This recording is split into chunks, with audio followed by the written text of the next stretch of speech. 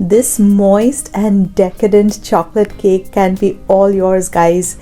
This chocolate cake is so easy to make, no fancy ingredients. Let's make this together. This is a 6-inch cake pan that I have lined with parchment paper. Only grease the bottom of the pan, don't grease the sides, because you want the cake to rise up and get stuck there so that the cake has a good height. If you grease the sides of the pan, sometimes the cake collapses back. Next, preheat your oven to 150 degrees Celsius or 300 degrees Fahrenheit. For the cake batter, in a large bowl, we will sift 120 grams or 1 cup of all-purpose flour, 60 grams or half a cup of corn starch. Corn starch makes the cake light, guys. 3/4 cups of unsweetened cocoa powder, 1.5 teaspoons of baking powder, half a teaspoon of baking soda, and we're going to sift all that. It's important to sift this because cocoa powder tends to form clumps. Next, we're going to add 3/4 teaspoons of salt to this, half a cup of white granulated sugar, half a cup of light brown sugar or dark brown sugar. If you don't have light or dark brown sugar, you can always double the amount of white granulated sugar. I tried that and it works as well. Mix the dry ingredients and set that bowl aside. For the wet ingredients, we will start with 3/4 cups of lukewarm milk, into which we'll add 1.5 teaspoons of white vinegar. Give that a stir, the milk should start to curdle. If it doesn't, add a little more vinegar. Next, add in 2 room temperature eggs and half a cup of any neutral oil. 1 teaspoon of vanilla extract, give that a mix and set that aside.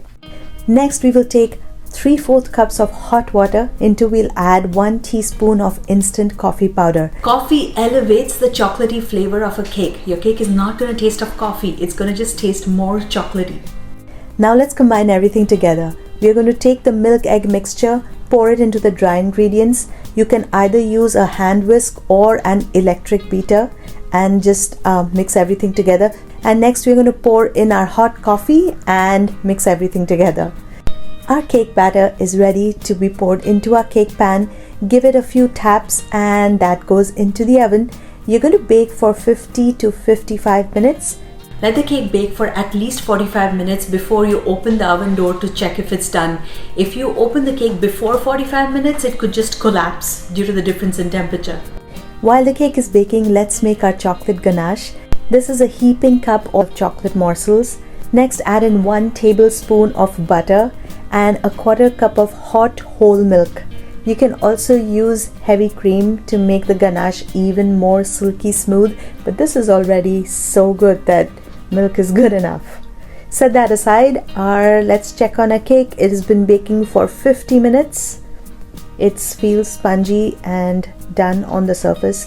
Poke in a toothpick. If that comes out clean and it looks clean, take it out. Let it cool down. We are going to demold and let the cake cool down before slicing our layers. It is so much easier to cut a cake in layers when it is cooled. It has cooled down at least to room temperature, guys. It's going to be even more easy if you let it cool down for a little bit in the refrigerator.